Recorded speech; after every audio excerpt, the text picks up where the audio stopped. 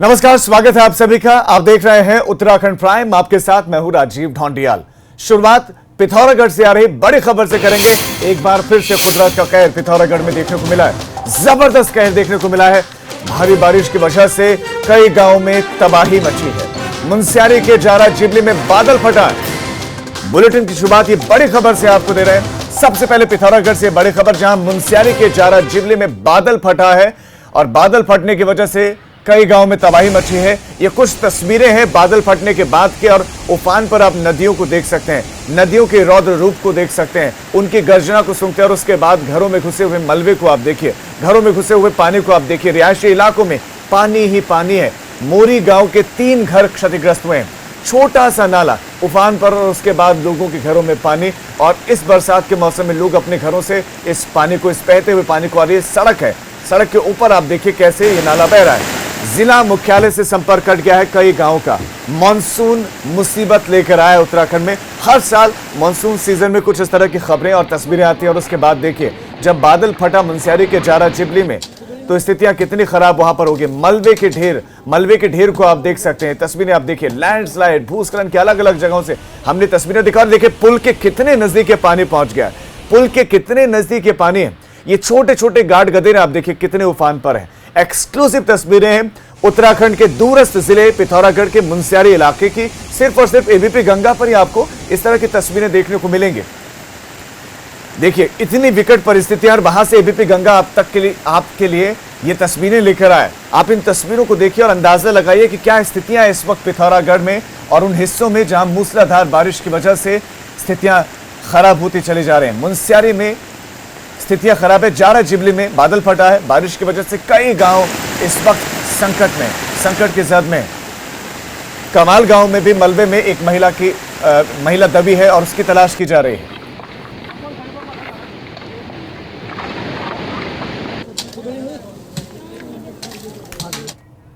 पिथौरागढ़ के गलाती गांव में देर रात हुई मूसलाधार बारिश की वजह से गलाती नाला उफान पर है। पानी का कहर इतना जबरदस्त है, उसका वेग इतना जबरदस्त है कि 3 मकान बह गए और घरों के मवेशी भी पानी के साथ बह गए। गलाती गांव में करीब 100 परिवार रहते हैं, जिसमें से 60 घरों में पानी घुस गया है। कुछ लोगों ने अपनी जान पर खेलकर अपना कीमती सामान घरों से निकाला। जान बचाने को गांव के लोग रात से ही गलाती पुल पर आ गए हैं। लोगों का कहना है कि सुबह 4 बजे से जिले के उच्च अधिकारियों को राहत बचाव के लिए टीम भेजने के लिए फोन किए गए, लेकिन किसी अधिकारी ने फोन नहीं उठाया। यानी कि ऐसे वक्त में जब लोगों को दरकार थी प्रशासन की, दरकार थी आपदा प्रबंधन टीम की, तो कोई नहीं आया। हमारे साथ योगेश पाठक हमारे संवाददाता और ज्यादा जानकारियों के साथ जुड़ गए। योगेश, सबसे पहले तो जो बादल फटा है मुनस्यारी के जारा जिबली में, उसके बारे में दर्शकों को बताएं कि कितना नुकसान है, और प्रदेश के इस वक्त की, खासतौर पर पिथौरागढ़ की स्थिति के बारे में बताइए। देखिए, मैं आपको बताना चाहूंगा, ये कल रात 12 बजे से जारा जिबली क्षेत्र में मूसलाधार बारिश हो रही थी, जिसके चलते यहाँ पे बादल फटा है। बादल फटने से 3 मकान मलबे में दब गए हैं। हालांकि ये सुबह की घटना थी, तो जिससे घर के लोगों ने भागकर अपनी जान बचाई है। हालांकि मवेशी और इनका जो कीमती सामान था वो मलबे में दब चुका है और वहाँ पे राहत एवं बचाव कार्य चल रहा है। और मुख्य जो सबसे बड़ी समस्या आ रही है, तो संचार की वहाँ पे दिक्कत है। और जो पूरा मुनस्यारी क्षेत्र का चारों तरफ के मार्ग है वो पूरे ध्वस्त हो चुके हैं। मुख्य मार्ग का जो बीआरओ ने अभी हाल में नया पुल तैयार करा था, उसको भी गोरी नदी बहा ले गई है। इसलिए वहाँ पे अब एनडीआरएफ और जितने भी राहत दल हैं उनको पैदल ही गांव तक जाना हो रहा है। हालांकि जिलाधिकारी ने बहुत पहले इसके लिए शासन से मांग करी थी कि यहाँ पे रेस्क्यू करने के लिए दूरस्थ क्षेत्र हैं, रास्ते बंद होने से समय पे राहत और बचाव दल वहाँ पे नहीं पहुँच पाते। एक हेलीकॉप्टर शासन पिथौरागढ़ को उपलब्ध कराए, परंतु शासन ने अभी तक इस पर गौर नहीं फरमाया और उसी का खामियाजा। ये बहुत बड़ी जानकारी आप योगेश दे रहे हैं। आपका इस तमाम जानकारी के लिए धन्यवाद। ये बड़ी खबर दे दें जो हमारे संवाददाता योगेश पाठक ने इस वक्त दी है, और एबीपी गंगा अपडेट आपको दे दे कि एक पुल गोरी नदी में समा गया, पुल टूट गया, वो ये जानकारी दे रहे हैं। और दूसरा, बहुत बड़ी लापरवाही एक बार फिर से उजागर हुई। ये कहा जा रहा है कि जिलाधिकारी ने पहले ही कहा था प्रशासन को कि उन्हें एक हेलीकॉप्टर चाहिए इस हिस्से के लिए, क्योंकि यहां पर स्थितियां खराब हो सकती हैं आने वाले दिनों में, और वही हो भी गया है। जिला मुख्यालय से संपर्क पूरी तरह से कट गया है। जो भी मार्ग यहां तक आते हैं सारे मार्ग टूट चुके हैं बारिश की वजह से। यहां तक कि जो टीम आपदा प्रबंधन की पहुंची है रेस्क्यू करने के लिए, उसको आने में भी घंटों की देरी लगी, पैदल आना पड़ा उनको। पिथौरागढ़ ही नहीं, चमोली में भी पडेर गांव में बादल फटा है और मलबे में दबकर एक घर क्षतिग्रस्त हुआ है। चमोली से यह खबर, इससे पहले हमने आपको पिथौरागढ़ की तस्वीर दिखाई थी, घटना बताई थी, और अब चमोली में, चमोली के पडेर गांव में भी बादल फटा है। एक महिला और एक बच्ची इसमें घायल हुई है। इस वक्त जो सूचना मिल रही है कि एक महिला और एक बच्ची घायल हुई है। घाट ब्लॉक में बादल फटने से जबरदस्त तबाही हुई है। आप उस घर की तस्वीरें देखिए जहां बादल फटा है, पहाड़, मलबे का ढेर और भीतर घुसा पानी। एक घर ये देखिए मलबे में दिखाई दे रहा है, देखिए मलबे का ढेर आपको दिखाई देगा। बादल फटा है और उसके बाद सिर्फ और सिर्फ यहां पर पत्थर पड़े हुए आपको दिखाई दे रहे हैं। चमोली के पडेर गांव की तस्वीरें और एक्सक्लूसिव तस्वीरें, बादल फटने की यहां पर घटना हुई है। बादल फटा और उसके बाद से सिर्फ मलबा ही मलबा यहां पर दिखाई दे रहा है। एक महिला और एक बच्ची जख्मी दिखाई दे रही है। और ये तस्वीर आप देखिए, ये घर था और एक खड़ा अच्छा खासा घर था, लेकिन टूटकर बिखर चुका है, क्षतिग्रस्त हो चुका है। एक महिला और एक बच्ची इसमें घायल बताए जा रहे हैं। उसके बाद राहत बचाव का कार्य किया गया, लेकिन लोगों की तरफ से ही। लक्ष्मण राणा हमारे संवाददाता और ज्यादा जानकारियों के साथ जुड़े हैं।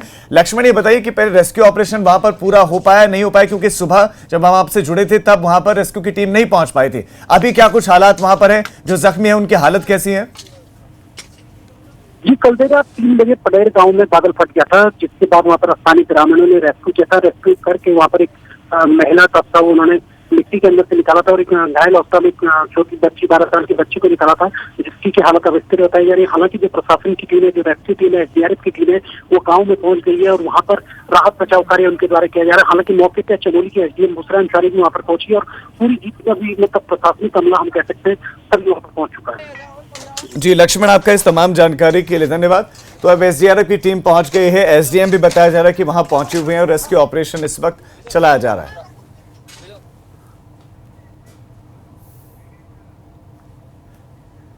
बड़ी खबर अब बड़कोट से, जहां नेशनल हाईवे 94 एक बार फिर से बंद हो गया। नेशनल हाईवे 94, राष्ट्रीय राजमार्ग 94 बंद हो गया है।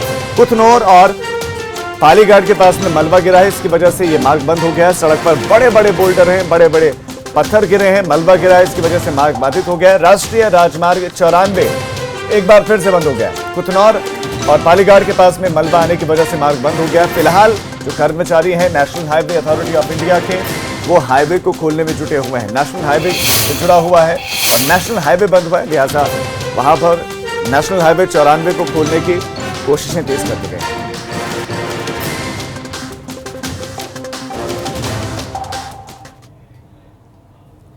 उत्तराखंड में मौसम विभाग ने एक बार फिर से बहुत भारी बारिश की चेतावनी बताई। ये बड़ी खबर आपको देते हैं, यानी कि अभी तक मानसून ने कहर बरपाया है और आगे भी आने वाले दिनों में राहत मिलती दिख रही है। कम से कम अगले 48 घंटे उत्तराखंड के कुमाऊं क्षेत्र के लिए ज्यादा भारी बताया जा रहा है। कुमाऊं मंडल के लिए ज्यादा भारी बताए जा रहे हैं।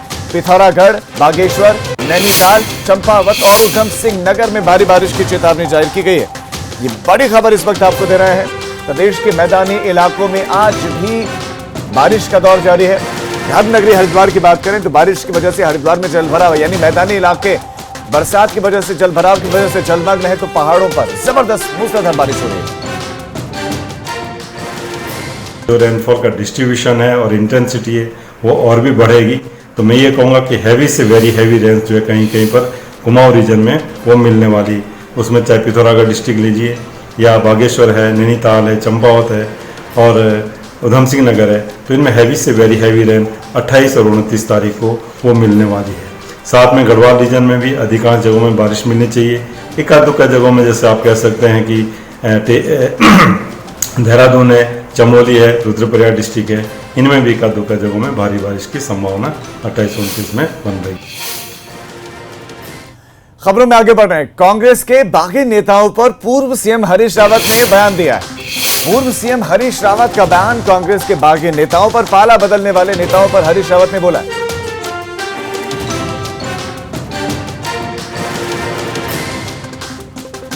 तो बड़ी खबर इस वक्त आपको देना है। पूर्व सीएम हरीश रावत का एक बार फिर से बयान और पाला बदलने वाले नेताओं पर हरीश रावत ने एक बार फिर से बयान दिया है।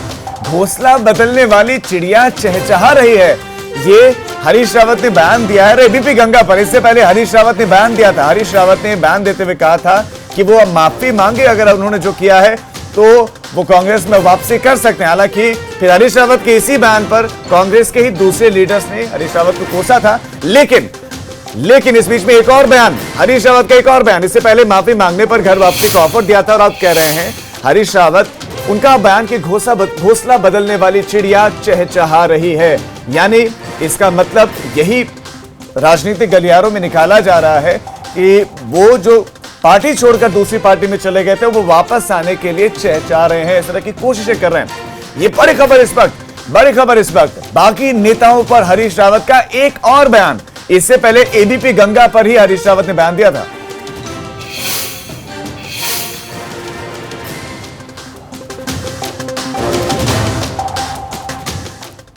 खबर काशीपुर से, जहां पर मेयर और उनके पति को ही कोरोना हो गया है। इस बीच में बड़ी जानकारी, काशीपुर में मेयर और उनके पति को कोरोना हो गया है। उषा चौधरी और उनके पति की रिपोर्ट कोरोना पॉजिटिव मिली है, जिससे हड़कंप मच गया है, क्योंकि मेयर ही नहीं बच पाए।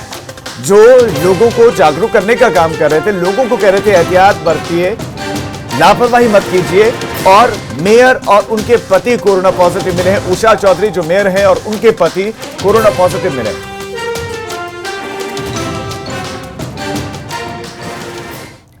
खबर रुद्रपुर से, जहां पर युवक के साथ मारपीट मामले में बड़ा एक्शन लिया गया। एक एसआई और 2 कांस्टेबल सस्पेंड किए गए। ये बहुत बड़ी खबर जो एबीपी गंगा ने सबसे पहले आपको दी थी। रुद्रपुर की यह खबर, जहां पर एक युवक के साथ मारपीट की गई। वाहन चेकिंग के दौरान युवक के माथे पर चाबी घोंप दी गई थी। एबीपी गंगा ने खबर सबसे पहले आपको दिखाई थी और हम उन तस्वीरों को धुंधली करके दिखा रहे थे क्योंकि विचलित कर देने वाली तस्वीरें थी। वाहन चेकिंग के दौरान, सिर्फ गाड़ियों को रोककर चेकिंग के दौरान एक युवक के साथ बवाल हुआ और ऐसा कि पुलिस जो कर्मचारी है, जो सीपीयू कर्मचारी है, उसने माथे पर चाबी घोंप दी। गुस्साए लोगों ने उसके बाद कोतवाली के बाहर जमकर हंगामा किया, जिसके बाद आला अधिकारियों को यह कहना पड़ा कि जो दोषी पाया जाएगा उस पर उचित और ठोस और सख्त कार्रवाई की जाएगी। और इस बीच में एबीपी गंगा ही आपको एक बड़ी खबर भी दे रहा है कि इस मामले में एक्शन हुआ है। एक एसआई और 2 कांस्टेबल सस्पेंड कर दिए गए हैं। एक्शन हुआ है मामले में। संवाददाता विकास और ज्यादा जानकारियां देंगे। विकास, सस्पेंड कर दिया गया, इसका मतलब इनकी भूमिका पाई, किस तरह की भूमिका थी, क्या हुआ था बवाल जो युवक के माथे पर चाबी घोंप दी गई थी? यह मैं बता दूं, कल 1:30 साय का मामला है। रामपुरा का रहने वाला एक युवक बाइक से अपने घर वापस जा रहा था कि इसी दौरान सीपीयू ने चेकिंग के नाम पर उसे रोका और विवाद होने पर, जैसा कि आरोप है, उसके सर पर चाबी घोंप दी। जिसके बाद मामला बढ़ गया, लोगों ने हंगामा काटा और देर रात एसएसपी उधम सिंह नगर ने इस मामले में एक दरोगा समेत 2 लोगों को सस्पेंड कर दिया है। जी, आपका इस तमाम जानकारी के लिए विकास धन्यवाद। तो वाहन चेकिंग के दौरान युवक को रोका गया और युवक का आरोप है कि उसके माथे पर जो चाबी घोंप दी गई है वो एक सीपीयू ने, एक कर्मचारी ने की और विवाद के बाद ये सब किया गया।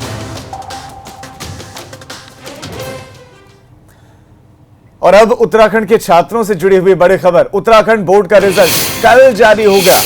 कल रिजल्ट जारी होगा और टाइमिंग भी आप जान लीजिए। स्टूडेंट्स के लिए खबर बहुत महत्वपूर्ण है। सुबह 11 बजे उत्तराखंड बोर्ड का रिजल्ट जारी होगा। 10वीं और 12वीं का यह रिजल्ट जारी होगा सुबह 11 बजे। परीक्षा फल से पहले मुख्यमंत्री त्रिवेंद्र सिंह रावत ने छात्रों को बधाई दी है। आगे क्या करना है इसकी अभी से प्लानिंग करें, ये सीएम ने सभी स्टूडेंट्स को कहा है कि आगे आपका भविष्य किस तरफ आप बढ़ाना चाहते हैं, कहां जाना चाहते हैं, उसके लिए पहले प्लानिंग करें। लेकिन 11 बजे कल रिजल्ट घोषित किया जाएगा। ये सभी जो परीक्षार्थी छात्र हैं जिनका कल परीक्षा परिणाम आने वाला है, उनको मेरी बहुत शुभकामनाएं हैं। वो धैर्य के साथ अपने परीक्षा परिणाम को सुने और अपने आगे की उनको क्या करना है उस पर विचार करें। एक और बहुत बड़ी खबर, कांग्रेसी कार्यकर्ताओं पर मुकदमे दर्ज हुए हैं और मुकदमे दर्ज होने पर अब आक्रोश भी देखने को मिला है। कांग्रेसी कार्यकर्ताओं पर कल राजभवन कूच करने की उन्होंने कोशिश की, मुकदमे दर्ज हुए। प्रदेश अध्यक्ष प्रीतम सिंह का इस पर बयान है। कांग्रेस प्रदेश अध्यक्ष प्रीतम सिंह ने बयान दिया है, कहा सैकड़ों मामले दर्ज होंगे तब भी जनहित के मुद्दे उठाएंगे। ये प्रीतम सिंह ने बयान दिया है, कहा कि सैकड़ों मुकदमे दर्ज होंगे तब भी जनहित के मुद्दे हम उठाएंगे। कल कांग्रेस के कार्यकर्ताओं पर मुकदमे दर्ज हुए थे, जिसमें हरीश रावत शामिल है, प्रीतम सिंह खुद शामिल है और कांग्रेस के कार्यकर्ता शामिल हैं। कांग्रेस ने देहरादून में प्रदर्शन किया था। राजस्थान में जो गहलोत और पायलट के बीच में बवाल हो रहा और उसके बाद ये राजभवन के साथ सीधा सीधा चल रहा है इस वक्त द्वंद। उसी पर यह आक्रोश देखने को मिला देहरादून की सड़कों पर भी। देहरादून में राजभवन कूच करने की कोशिश की गई और अब प्रीतम सिंह का इस पर बयान।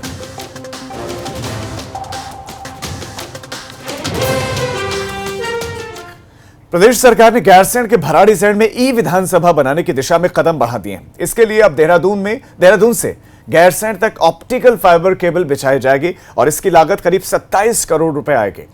ई विधानसभा बनाने से विभागों को गैरसैंण में आयोजित होने वाले विधानसभा सत्रों की फाइल लाने ले जाने के झंझट से मुक्ति मिल जाएगी। इसके अलावा प्रदेश सरकार आबादी वाले इलाकों में जंगली जानवरों की लगातार बढ़ती दस्तक के मद्देनजर अब सभी गांवों में स्ट्रीट लाइट लगवाएगी। देखिए, जो डेडिकेटेड केबल जो गैरसैंण के लिए लगेगी उसका अनुमानतः 27 करोड़ लगने की संभावना है। जब हमने गैरसैंण ग्रीष्मकालीन राजधानी घोषित की है तो हम ये चाहते हैं कि टेक्नोलॉजी का इस्तेमाल करके कैसे हम कम से कम खर्चे में तमाम जो विधायी कार्य हैं, सेक्रेटरीट है, उसको चला सकते हैं। दिल्ली से 35 लोधी रोड के बंगले से बीजेपी के सांसद, बीजेपी से राज्यसभा सांसद अनिल बलूनी शिफ्ट यहां पर करने जा रहे हैं और यहां पर अब प्रियंका गांधी अब तक रहती आ रही थी। प्रियंका ने बंगला खाली करने से पहले एक ट्वीट किया और ट्वीट कर अनिल बलूनी को चाय पर निमंत्रण दिया है। तो जवाब में अनिल बलूनी ने भी शिफ्ट करने के बाद प्रियंका को भोजन पर बुलाया है। दोनों के बीच में बातचीत का यह वर्चुअल तरीका अब सुर्खियों में है। एक तरफ कांग्रेस महासचिव प्रियंका गांधी की तरफ से चाय पार्टी की पेशकश और दूसरी तरफ प्रियंका को बीजेपी सांसद अनिल बलूनी की ओर से उत्तराखंड की थाली का न्योता, जिसमें वहां के पारंपरिक व्यंजन मंडुए की रोटी, झंगोरे की खीर, पहाड़ी रायता और भट्ट की चुटकनी शामिल होगी। पहले आपने देखा कि प्रियंका गांधी ने चिट्ठी लिखकर अनिल बलूनी को अपने घर पर चाय का निमंत्रण दिया था ताकि वो बलूनी को उनके नए घर से रूबरू करा सके। अब अनिल बलूनी ने चाय के निमंत्रण के जवाब में प्रियंका को चिट्ठी लिखकर भोजन का न्योता दिया। बलूनी ने लिखा, प्रियंका गांधी वाड्रा जी, आपका पत्र मिला, आभारी हूँ। शायद आपको संज्ञान में नहीं होगा कि मैं कैंसर के उपचार के बाद दिल्ली लौटा हूँ और चिकित्सकों का मानना है कि अभी मुझे कुछ और समय घर पर ही आइसोलेशन में रहना चाहिए। आपने मुझे चाय पर आमंत्रित किया, इसके लिए आपका धन्यवाद। मैं 35 लोधी स्टेट जाने के उपरांत आपको सपरिवार भोजन पर आमंत्रित करता हूँ। इस बीच प्रियंका गांधी ने अनिल बलूनी और उनकी पत्नी से फोन पर बात की। प्रियंका ने इस बातचीत को लेकर ट्वीट किया, आज श्री अनिल बलूनी और उनकी पत्नी से बात हुई।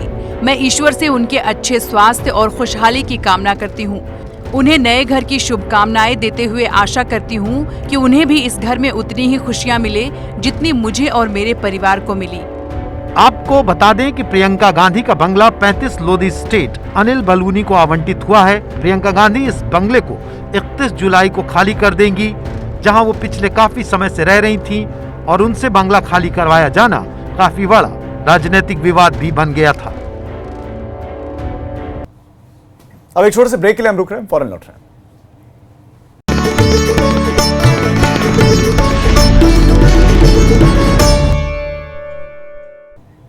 ब्रेक के बाद आप सभी का स्वागत है। उत्तरकाशी में डीएम आशीष चौहान और पुलिस अधीक्षक पंकज भट्ट ने कंटेनमेंट जोन का निरीक्षण किया। कोविड-19 संक्रमण के प्रभावी नियंत्रण की रोकथाम और बचाव संबंधित कार्यों को लेकर डीएम कड़ी नजर बनाए हुए हैं। निरीक्षण के दौरान डीएम ने आसपास के इलाके में रह रहे लोगों से मास्क, सोशल डिस्टेंसिंग का पालन करने की अपील की।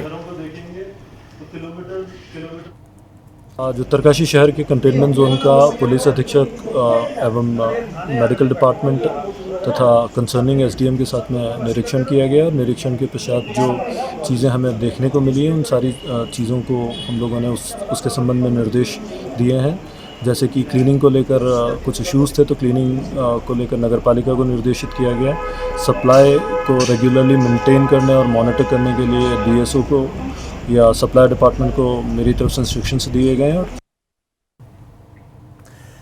मुख्यमंत्री त्रिवेंद्र सिंह रावत से जेपी नड्डा, बीजेपी के राष्ट्रीय अध्यक्ष बात करेंगे। एक बड़ी खबर आपको इस वक्त दे रहे हैं। आज सीएम त्रिवेंद्र सिंह रावत से तो बीजेपी के राष्ट्रीय अध्यक्ष जेपी नड्डा बात करेंगे। शाम को 5 बजे बताया जा रहा है मुख्यमंत्री से बातचीत होने वाली है आज, और बातचीत वीडियो कॉन्फ्रेंसिंग के जरिए होगी। वीडियो कॉन्फ्रेंसिंग के जरिए सीएम त्रिवेंद्र सिंह रावत जुड़ेंगे बीजेपी के राष्ट्रीय अध्यक्ष जेपी नड्डा से हो सकता है संगठन से जुड़ी हुई बातचीत इसमें हो कि बीजेपी के संगठन को उत्तराखंड में कैसे और मजबूत किया जाए, क्या प्लानिंग चल रही है, क्या उसके लिए कदम उठाए जा रहे हैं। लॉकडाउन के पीरियड में बीजेपी का संगठन कोरोना संक्रमण से लड़ने में किस तरह से काम कर रहा है। बताया जा रहा है कि पार्टी के पदाधिकारियों के साथ भी बातचीत होने वाली है। तो सीएम त्रिवेंद्र सिंह रावत आज बीजेपी राष्ट्रीय अध्यक्ष जेपी नड्डा से बातचीत करेंगे।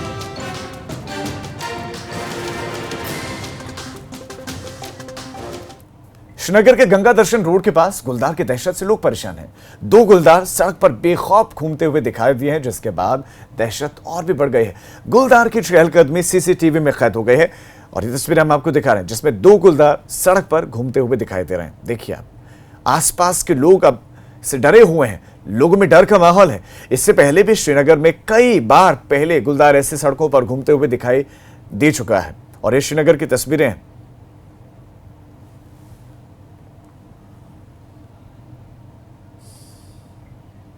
और ये तस्वीरें देखिए, आप इन तस्वीरों को देखेंगे तो मवेशी भाग रहे हैं और तस्वीरें रात की हैं। मवेशी भाग रहे हैं तो उसके बाद गुलदार आता है उनका पीछा करते हुए, लेकिन मवेशी आगे भाग जाते हैं और शायद पुलिसकर्मी है, देखिए बाहर निकलते हैं और देखते हैं, उसके बाद गुलदार वापस चला जाते हैं। दूसरी तस्वीर की हम बात करें, ये देखिए गुलदार लाल घेरे में, आप देखिए मवेशियों के पीछे गुलदार भागते हुए आता है। हो सकता है शिकार के लिए आया हो, लेकिन कामयाब कम से कम तस्वीरों में देख के लग रहा है कि नहीं हुआ। और पहली तस्वीर में आप देखिए सड़क पर घूमता हुआ गुलदार, बेखौफ सड़क पर घूमता हुआ गुलदार दिख रहा है। गुलदार के बढ़ते हमलों को लेकर एक बड़ा फैसला यह है कि गांव में स्ट्रीट लाइटें लगाएगी सरकार। ये बहुत बड़ी खबर आपको देते हैं, ये बड़ा कदम है। सरकार स्ट्रीट लाइटें लगाने वाली है गांव में। 8000 ग्राम सभाओं में ये स्ट्रीट लाइटें लगने जा रही हैं। 15000 से ज्यादा स्ट्रीट लाइटें लगेंगी। लेकिन यहां पर एक सवाल यह है कि इससे पहले भी स्ट्रीट लाइटें गांव में लगाई जा चुकी हैं, लेकिन उसमें कहीं ना कहीं बड़ा गबन होता है। जो प्रधान के चहेते होते हैं उनके घरों के बाहर लाइट लगा दी जाती है और जहां पर जरूरत होती है वहां पर लाइट्स नहीं लगती है। श्रीनगर गढ़वाल से हेमवती नंदन गढ़वाल विश्वविद्यालय में छात्रों के पेपर करवाना गढ़वाल विश्वविद्यालय के लिए अब टेढ़ी खीर साबित हो रहा है। विश्वविद्यालय के छात्र पेपर को करवाने के विरोध में है। छात्रों का कहना है कि केंद्रीय विश्वविद्यालय होने के चलते पूरे देश भर से छात्र गढ़वाल विश्वविद्यालय में पढ़ते हैं। ऐसे में छात्र छात्राएं दूसरे राज्यों से पेपर के लिए श्रीनगर आएंगे। ज्यादातर छात्र किराए के मकानों में रहते हैं। कोविड काल में कोई भी मकान मालिक कोरोना के डर से कमरा नहीं देंगे। ऐसे में छात्रों को परेशानी हो सकती है।